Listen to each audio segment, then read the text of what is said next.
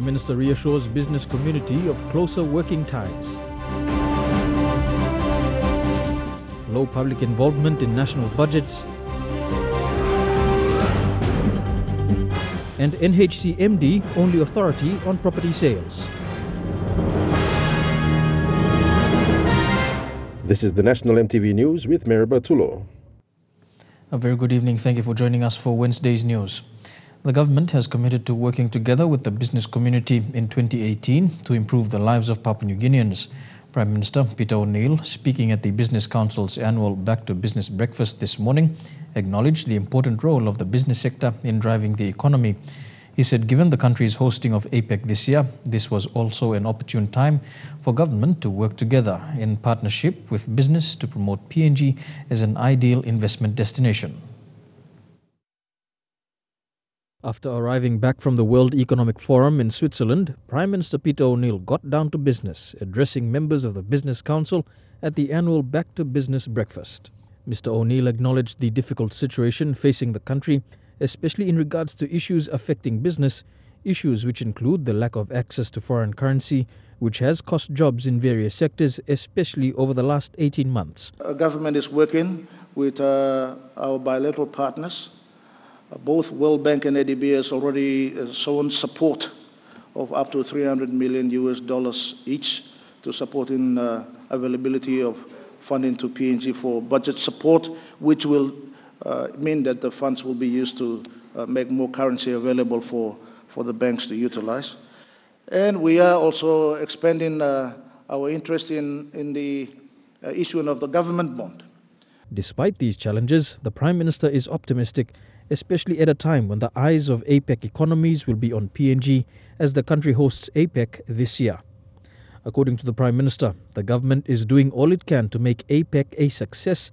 One way is increasing efforts to broaden the economic base of the country, beginning with an increasing focus on the renewable sector. We don't want to be overly dependent on the mineral sector, oil and gas sector. We want to make sure that we address the issues around agriculture, fisheries, tourism, and other areas that has got great potential in this country. We must get the balance right between developing our oil and gas reserves and developing our other sectors of the economy. In light of challenges that remain, the Prime Minister has called on business to work together with government in various capacities, but particularly through public-private partnerships. We look forward to working with you over the next few years. It's going to be challenging, but I think we are slowly turning the corner. We have to be positive about our country and ourselves. If we are not positive, nobody else will be. You have to believe that our country has got a bright future, bright opportunity. And we can only achieve that by working together. President of the Business Council of PNG, Robert Nilkare, also spoke of the need for partnership between both the public and private sectors. He said despite different views on a number of issues, it was now time for all stakeholders to work for the greater benefit of Papua New Guinea. These complex issues businesses face must be presented in a constructive manner so as to discuss with government on appropriate interventions to apply. This is exactly what our organisation undertook last year when we published our Business Priorities Report for the next 5 years. Gone are the days where business and government are separate pillars of development. We are Team PNG, and therefore finding the solution is a collective effort, and being the solution is a partnership. This morning's event was the first official engagement for Greg Pawson, Kina Bank's CEO and Managing Director. Mr. Pawson also provided an overview of their projections of the economy over the next 11 months. The government's continued to take a relatively cautious approach to fiscal management in 2018, keeping the fiscal deficit to GDP ratio at 2.5%. Our house view at Kina Bank is largely in line with official forecasts for 2018 at 2.4% growth, slightly higher as a result of the APEC event later this year. It goes without saying, and Robert mentioned it, that the key challenges for the country remains diversification of the economy to ensure economic and job opportunities extend to the broader population and buffer the country against the volatility of commodity markets. According to Mr. Pawson, there are areas that PNG can take the lead in on a global level, and he alluded to some advancements by Kina as an example. The financial services sector is a leading example of what is possible in this space. At Kina Bank, our vision is to become the most dynamic, progressive and accessible financial services company in Papua New Guinea, that our customers and communities are empowered to have financial independence and security. This aspiration for us is underpinned by technology and innovation. Our digital strategy is comprehensive, and we have and are continuing to invest in new products and services that will be distributed digitally.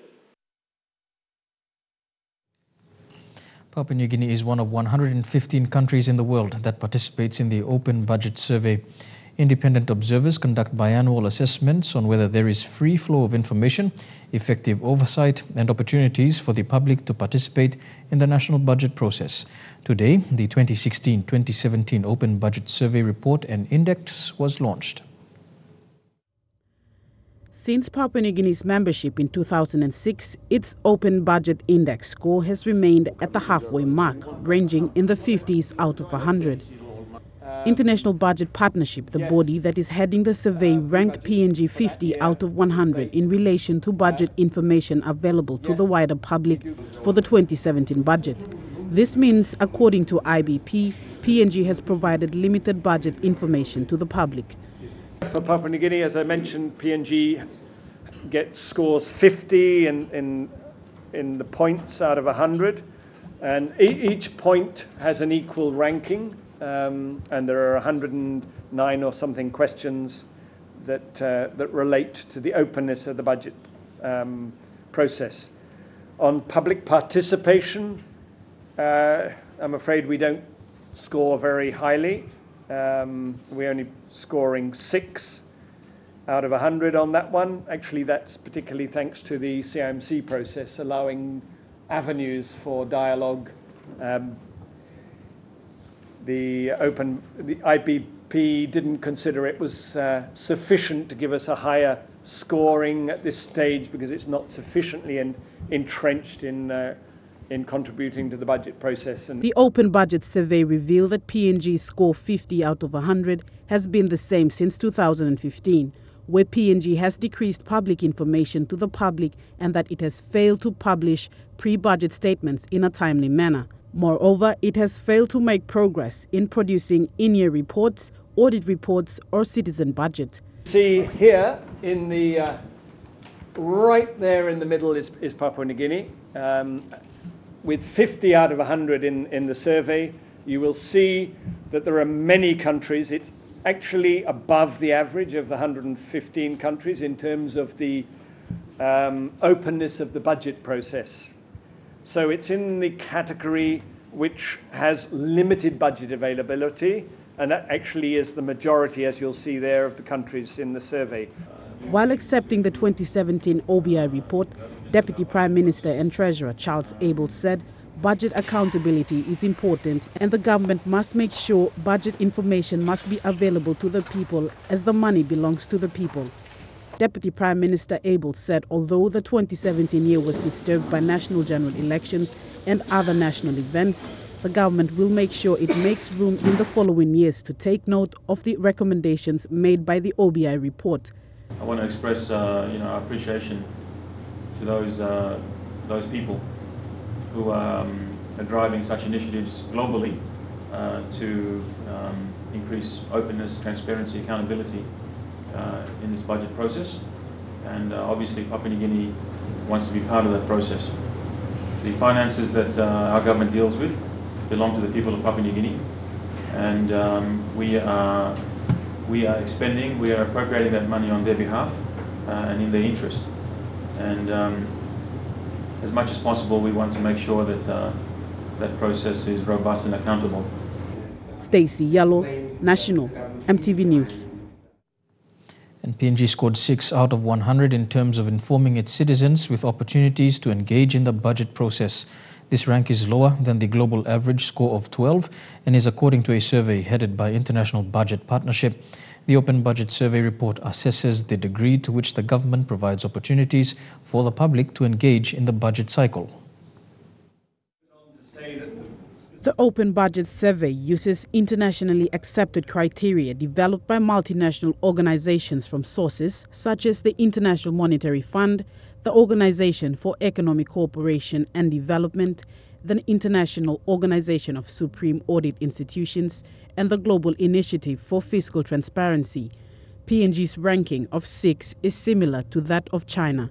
For most community members, the area that they're most interested in is not the national budget, it's more the local level budgets, because they are often, the local level governments are the authorities that deliver services that are relevant to ordinary people. So people often get engaged more with their local authorities. And so this survey is a survey of the national government budget and obviously the transfers to the subnational governments. But you could be doing the same exercise for the subnational governments, town authorities, and around the world we know that some authorities, urban authorities, do very much better than others. So you see, the citizens' budget is a simple and less technical version of the government's executive budget proposal or enacted budget designed to convey key information to the public.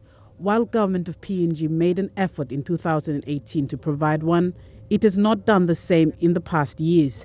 Anti-corruption development practitioner John Toguata says there is a need for budget information to reach the village level. We find through the budgetary information that we give to them, it's so empowering. The people are so excited to know what is being given to them, allocated to them for those two services, village court and then mediation. But they ask the question, why is it that we don't receive that? Number one, and how do we access it? Mr. Toguata says, as it is, the majority of the people who live in the rural area have none or little knowledge about the national budget and the processes involved. From Treasury to the LLG, there is a transparency flow of that money so that we'll see 13,000, 35,000, if that's what was allocated for that uniform. We want to see it arrive. And when it comes, we want to see the uniform at the end of the day. That's what we're dealing with in relation to budget. They want to see how much money they're going to be entitled to, and they want to see that it comes to them and it is used for the purpose intended for. That's what this exercise is exposing. TIPNG's chairman, Lawrence Stevens, says public participation is vital to release the positive outcomes associated with greater budget transparency. We can all be involved in the transparency. We can all be involved at that community level in requesting information on what happened to the school budget, the allocations that were made.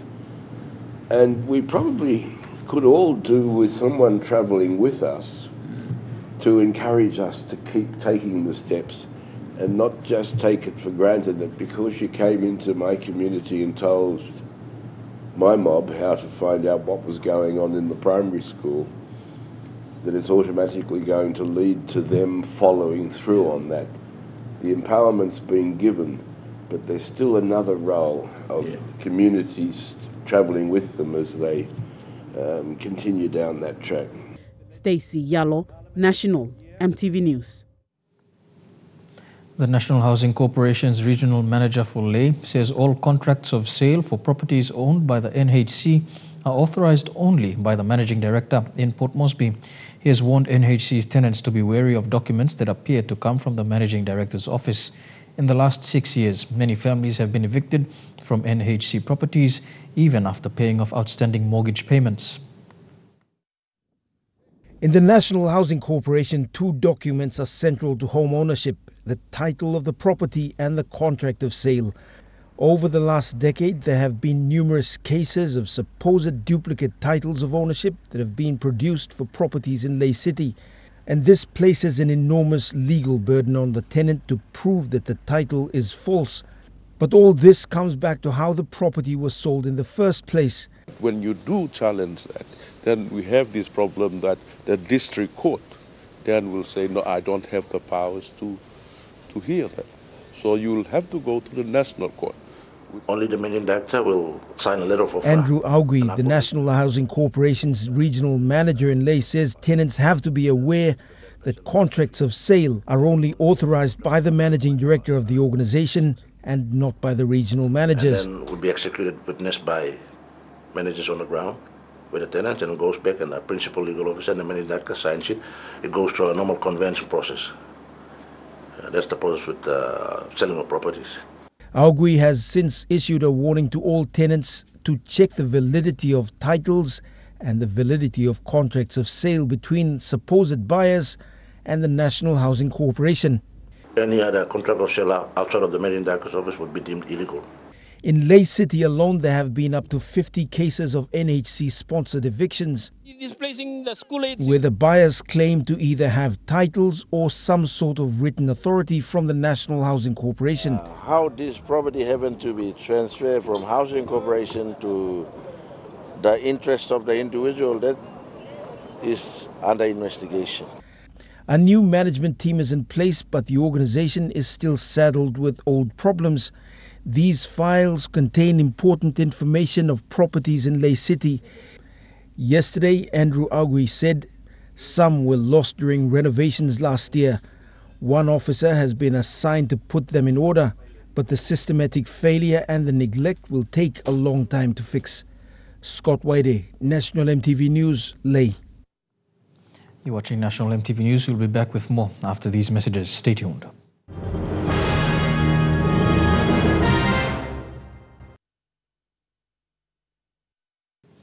Welcome back to National MTV News. National Planning Minister Richard Maru says the NID will continue its rollout.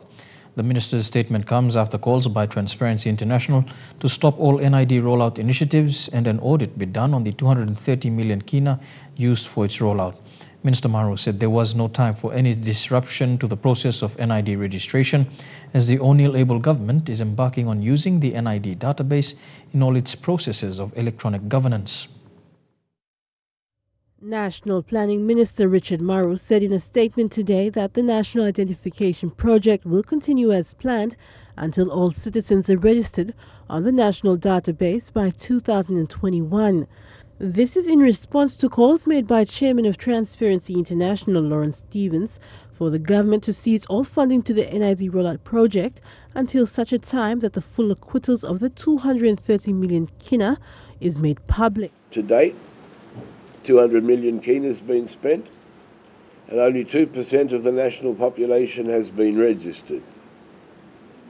Work that out. 2% of the national population, 200 million kina spent. Minister Maru said that time was not a luxury and the project was of national interest, and the government could not agree to call to cease the rollout of NID cards as it is embarking on using the NID database in all its processes of electronic governance. Of mismanagement by the Director of the National Statistics Office, syndicates within the Civil Registry have been selling NIDs, and the current Minister for National Planning has said no reports on how the funds have been spent have been presented to Parliament.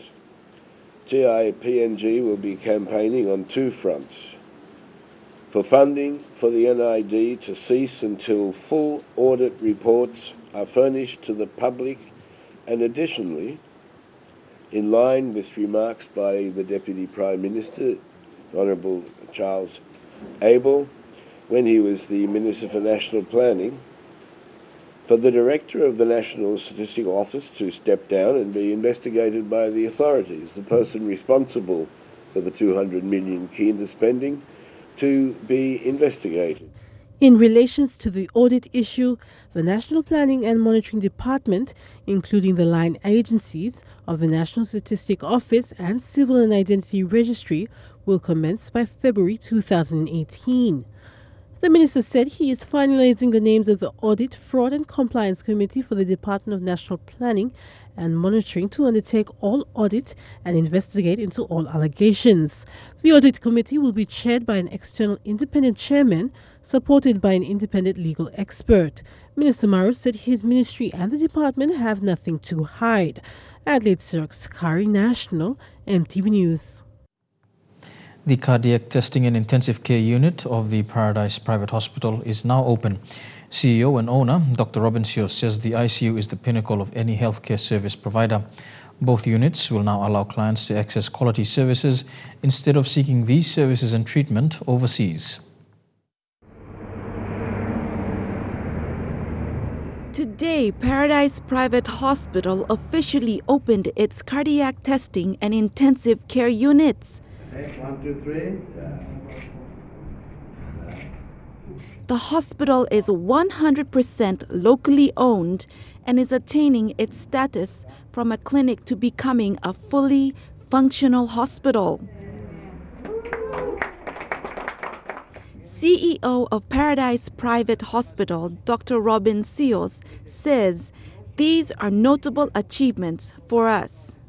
Facilities will help us to manage our patients here and stabilize patients, and also it helps our local communities costs and the stress they go through to get this kind of tests and services overseas. So we try to bring these facilities with care, which are mostly available overseas into the local community, so we can be able to provide it here. The intensive care unit's vital function is to provide intensive care for the extremely sick and critical patients requiring life support. There's very critical ill patients who are very unconscious. They are not unable to breathe on their own.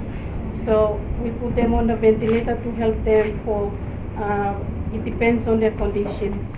Dr. Sears stated that with the increasing lifestyle diseases, the cardiac testing unit will provide screening for people in early diagnosis and prevention of many lifestyle diseases. Since last year, Paradise Private Hospital has dealt with 1 to 2 patients every 2 weeks with heart cases. It is reported that many clients come in with excessive chest pains. This new unit with the equipment will assist doctors in making decisions on monitoring, which includes the type of care and treatment the client needs to undergo. You stress the heart and then you do the test to try and pick up any abnormalities of the heart. You scan the heart, you pick up any problems with the valves, you pick up any problems with the blood supply, with the vessels. You can pick up that very easily with this one here. Dr. Sears stated that Paradise Private Hospital is now the 3rd healthcare service provider in the country that provides such world-class services for cardiac testing and diagnosis, alongside Pacific International Hospital and Sir Burikidu Foundation. Hooray! Lillian Kinea, National MTV News. Madang residents have expressed frustration after being told by medical officers to purchase drugs in pharmacies.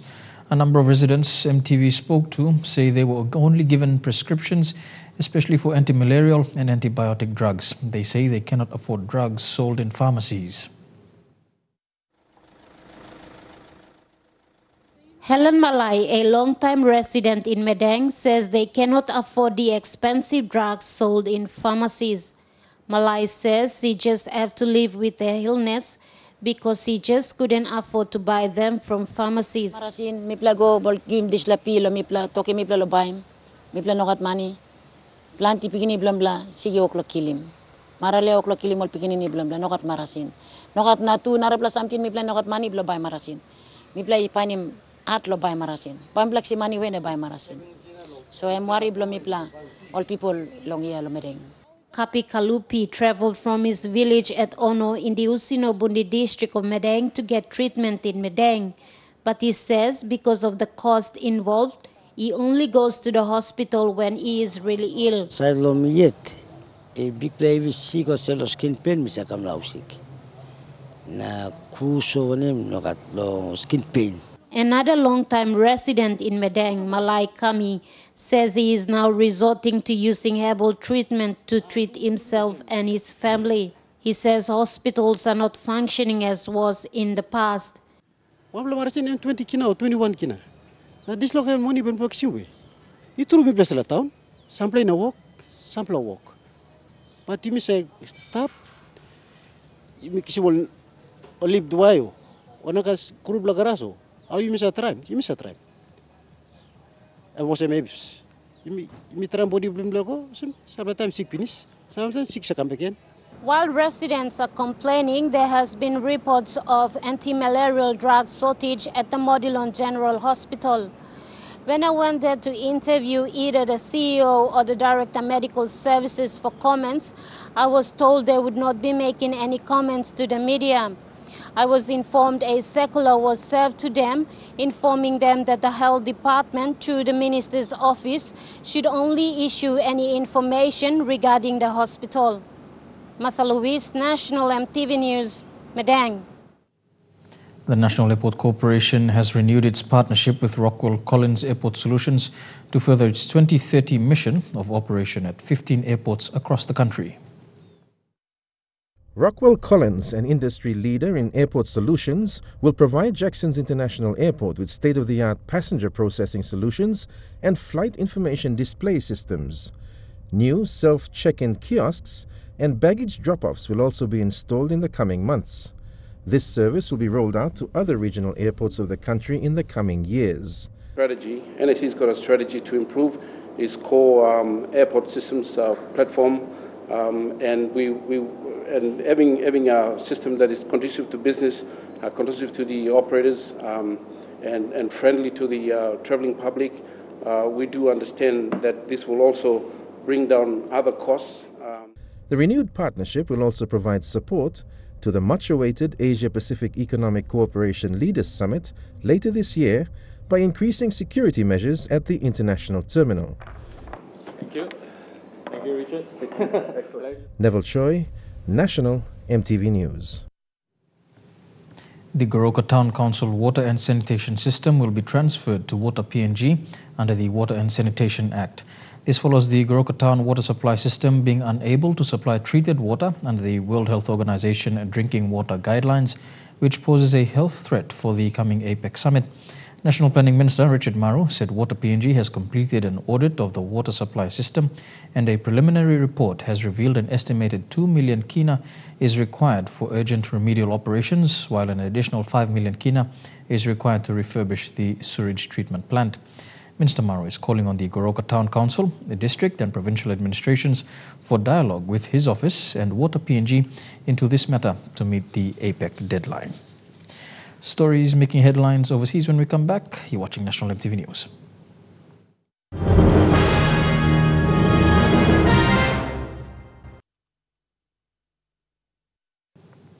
Welcome back to the news. The Angabanga River in Mekeo, Kairukuhiri district has flooded its banks, forcing the travelling public to cross the river to get to the other side.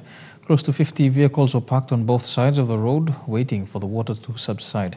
This has been the case for the last 3 days. While the recently constructed bridge is not affected by the floods, the river has taken a different course, washing away nearby food gardens.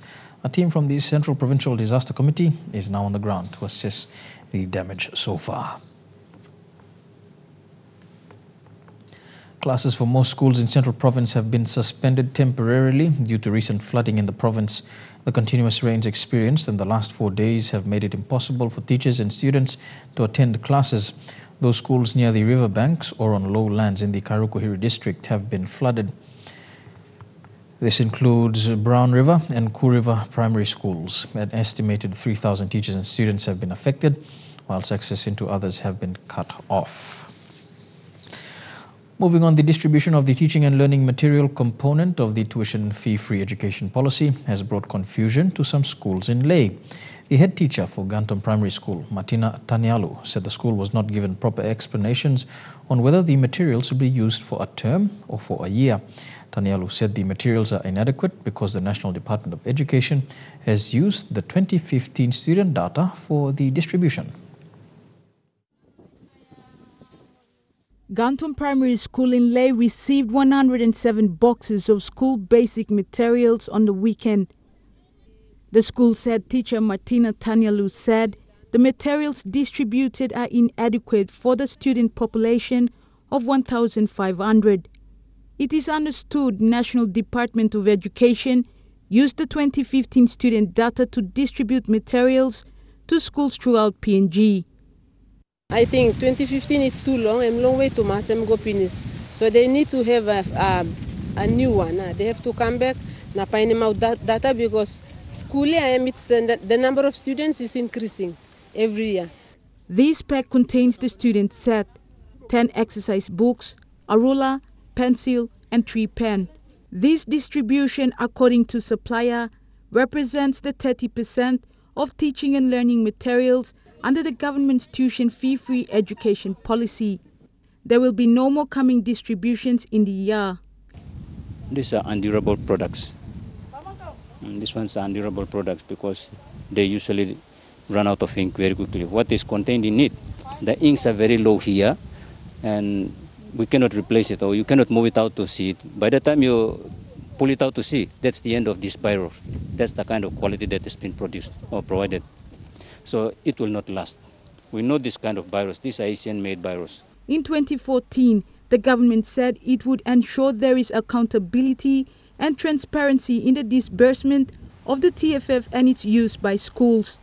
However, Gantum Primary School has requested the government to provide a record of how the TFF policy is being implemented in the country. To my understanding, I understand that the subsidy this year I'm back cut down because below stationery I'm only giving me opinion, so I'm not going to commit myself again to purchase new stationeries because they have to give it in full. Because whatever they have given me here, they already cut down the subsidy for my school. Well, cut him down penis, half blown and go penis, and I don't know how much was given to the company. Julie Badui Owa, National MTV News, Leh. Meanwhile, the head teacher for Omili Primary School in Leh, Doran Boas, said 200 boxes of school materials delivered cannot cater for the total school population for this year. Boas said the distribution is the first tuition fee-free component of teaching and learning materials the school has received. Meanwhile, Morobe's Provincial Program Advisor for Education, Keith Jiram, said materials will be given out to schools that are in need for more. These are the 200 boxes of school basic materials that was distributed to Omili Primary School on Monday. The boxes contain student class and school sets of materials. They are packed according to the student data for 2015. This year at Omili, since last year, we have had 8 streams, 8 grade 3 up to 8 grade 8s. And with the total number of boxes that we've received this year, will not cater for the number of students we have this year. The data was based on the 2015, 16, 17, but it's not a problem to us. We'll make sure that the schools that are missed out, we take care of them. That's my assurance. Omili Primary School is the second biggest school in Leh with more than 2,300 students and 50 teachers. The basic school material is the teaching and learning materials component of the government's tuition fee-free education policy. Even with the number of class boxes that is registered to be given to our teachers for their basic materials to use, we are still short of 9 boxes. We only receive 41 boxes for 41 teachers to use. 9 teachers without the class boxes that is registered for use this year. The distribution for schools in Morobe began in Leh District last week Wednesday and ended yesterday. Distribution for Markham District commenced yesterday. All schools in Morobe should receive the materials by the end of February. Julie Badui Owa, National MTV News, Leh. Here with National MTV News, Trukai Sports is up next. Stay tuned.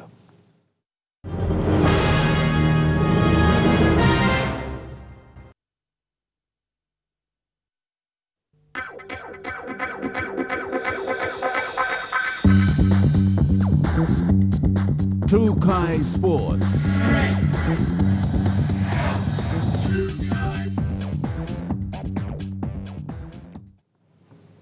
Welcome to Trukai Sports. We begin with netball. Despite missing out on the Commonwealth Games qualifiers, the PNG Peppers will begin training with PNG High Performance in preparation for the World Qualifiers in New Zealand.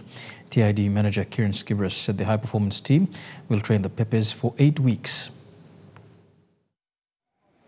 It's been nearly 2 weeks since PNG Netball Federation hosted the selection trials for the national women's team, the PNG Peppers.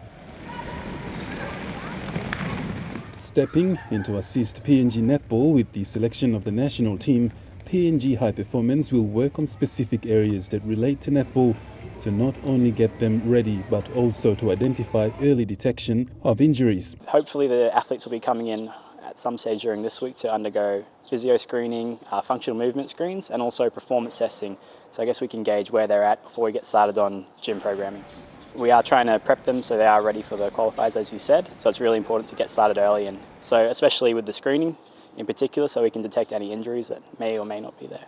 He says it is extremely important to get the athletes up to speed with their training, keeping in mind the training is also to identify the best players possible to this year's World Qualifiers in New Zealand. For the sport of netball in general, there seems to be a lot of, imbalances between one side of the body and the other, even things like muscular strength and balance. So those are two major things we'd be working on, as well as general strength and conditioning prep. Kieran alluded that the national federations should make use of the sporting facilities to prepare their athletes for all international events, including the PNG High Performance. All of the strength and conditioning staff, the physio staff, everyone here is really hands-on and very knowledgeable as well. They're more than happy to do what it takes to get the job done. And yeah, we've just had the Rugby Sevens go off down to Sydney, just a bit of an experience as well. Some of our staff going and travelling with them. With the aim of taking at least 15 to 20 plus players to the World Qualifiers, PNG High Performance will narrow the team of athletes down depending on their fitness level and iron out the final squad to be in the national team. The World Qualifiers will be held in New Zealand in April this year. Godwin Eki, National MTV Sports. To rugby league and in the NRL, the Canberra Raiders are looking to set up a Kato Otio scholarship. This is to help further the careers of potential PNG rugby players. The Raiders have also created a GoFundMe page similar to the Vikings crowdfunder page. The page was created to give a destination where people could donate to a memorial fund in honor of Otio. The money raised would be given to Otio's family. They also plan on holding a tribute to the late Otio at their first home game against the Newcastle Knights on the 18th of March. The Raiders club is still brainstorming on different ideas of maybe creating a long-term legacy where they pick a PNG player every year and perhaps offer a scholarship. This could also create a new market and can give Papua New Guineans an opportunity to play in the NRL. The Raiders have also considered a memorial jersey but will seek NRL approval to wear at a game during the season. It's likely the players would wear black armbands in memory of the late Kato Otio during their home match. Elijah Levet, National MTV Sports. To football now, and the Port Moresby-based Southern Strikers have 2 washout matches lined up for this season against Momasa FC and Besta PNG United. The Strikers have yet to get the feel of the country's top domestic competition after watching 2 dead losses from the sidelines in round 1 and 2 of the competition. Meanwhile, reigning champions Toti City Dwellers are leading the race in the NSL and with no losses and 3 successive wins after 3 rounds. Rivals Madang FC and the youthful Besta United will be keeping a close watch on the City Dwellers this weekend. We'll have more of Trukai Sports after this. Stay tuned.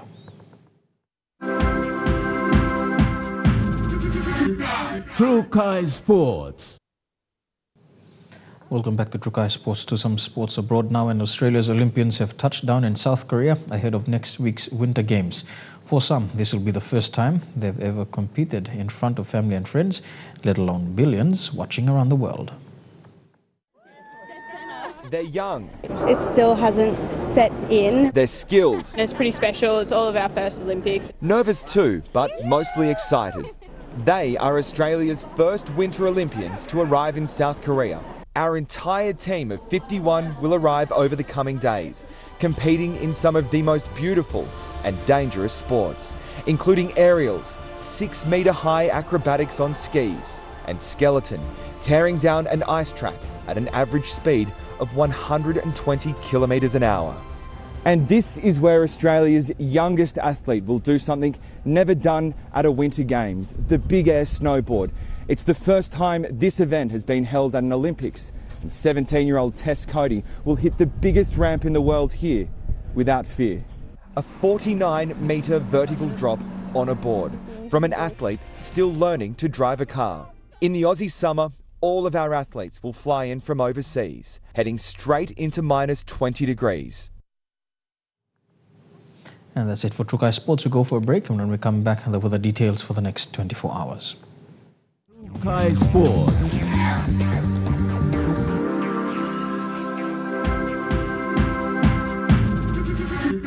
True Kais Sports.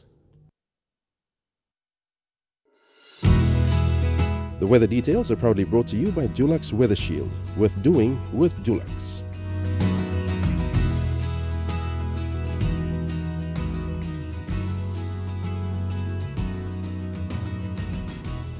A look at the weather forecast for the next 24 hours in the southern region: Port Moresby, Daru and Alota, rain and showers. Kerama, cloudy with a shower or two expected, and heavy rain and showers and thunderstorms expected in Popondetta. To the Momasa region, cloudy weather expected in Leh, some showers in Wau, rain and showers for Medang and Vanimo, a shower or two expected in Wewak. To the New Guinea Islands region, Lorangau, Kaveng and Buka, rain and showers expected, a shower or two expected in Kokopo and Rabaul, heavy rain showers for Kimbe. And in the Highlands region, Mount Hagen, Goroka, Kundia, Watmendi and Wabeg, all these major centres can expect a shower or two over the next 24 hours.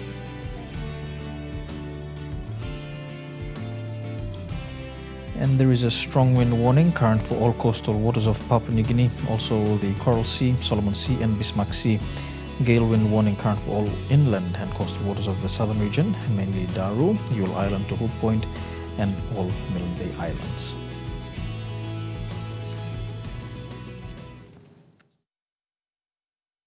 The weather details are proudly brought to you by Dulux Weather Shield. Worth doing with Dulux.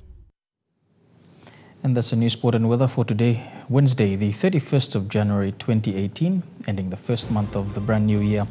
On behalf of the EMTV News team, pleasant viewing. Good night.